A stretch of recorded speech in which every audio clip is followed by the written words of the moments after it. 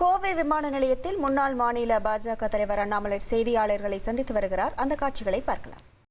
கிடைக்கப்பட்ட ஆதாரங்கள், இவங்க junior engineer, assistant engineer, down planning officer, sanitary inspector உட்பட 2538 போஸ்டிங்.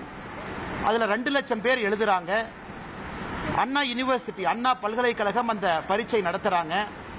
அதில் எப்படியெல்லாம் ஊழல் செய்திருக்கின்றார்கள், குறிப்பாக 150 கடைசி அந்த 2538 தேர்ந்தெடுக்கப்பட்டவங்கள 150 பேர் நேரடியான ப்ரூஃபை இடி அளிக்கிறாங்க.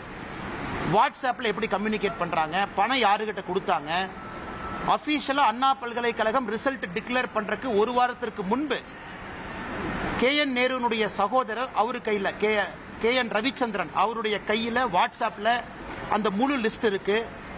பிரிலிமினரி பரீட்சையில் பாஸ் ஆகாத ஒருத்தர் ஒரு புரோக்கர் இன்ஃப்ளூயன்ஸ் பண்ணி ஃபைனல் லிஸ்ட்ல பேரை சேர்த்துறார். இது போன்ற பல ஆதாரங்கள்ல 232 பக்கம் அதை திரட்டி சேகரித்து செக்ஷன் 66 PMLA ஆக்ட் அடிப்படையில் தமிழ்நாட்டினுடைய DGPக்கு அளித்து இதுவரை ஒரு பேச்சு மூச்சு இல்லை. இதுல 2 லட்சம் பேர் எழுதியிருக்கிறாங்க. செலக்ட் ஆனவங்க 2538. அப்ப என்னங்க அர்த்தம்? கிட்டத்தட்ட 1,97,000 பேர் செலக்ட் ஆகல. இன்னைக்கு 1,97,000 குடும்பங்கள் பார்த்துக்கிட்டு இருக்காங்க. மீடியா நண்பர்களை, தமிழக அரசை நியாயமான முறையில் தேர்ந்தெடுக்காம 25 லட்சத்திலிருந்து 35 லட்சம் ரூபாய் வரை பணம் வாங்கி வேறு வேறு இடத்துல புரோக்கர் மூலமாக அதை நிறைய அக்கவுண்ட் மூலமாக மணி லாண்டரிங் பண்ணியிருக்கிறாங்க. இத்தனை கொடுத்தது வேறு மாநிலமா இருந்தா இந்நாள் அந்த அமைச்சர் ரிசைன் பண்ணியிருக்கணும். இது இடி சாதாரணமா ஒரு கடிதத்தை எழுதி இந்த மாதிரி ஊழல் நடந்திருக்குன்னு சொல்லிங்க. கடிதத்தோடு 150 செலக்டட் கேண்டிடேட் அவங்களுடைய ப்ரூஃப் அட்டாச் பண்ணியிருக்கிறாங்க.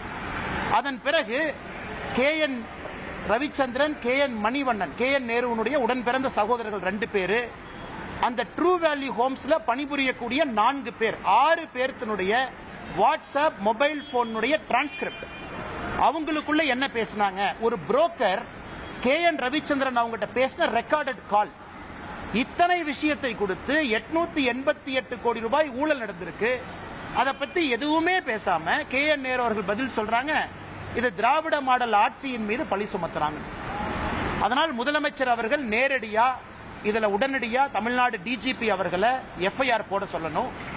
ஏன்னா FIR போடப்பட்ட பிறகுதான் ED களத்துக்கு வர முடியும். EDயை பொறுத்தவரை ஒரு FIR இல்லாம ED தன்னுடைய விசாரணை ஆரம்பிக்க முடியாது. அதன் அடிப்படையில் தான் ED அவர்கள் செக்ஷன் 66 அடிப்படையில் ப்ரூஃப் கொடுத்து FIR போடுங்கிறாங்க. EDக்கு FIR போடுவதற்கு அதிகாரம் இல்லை.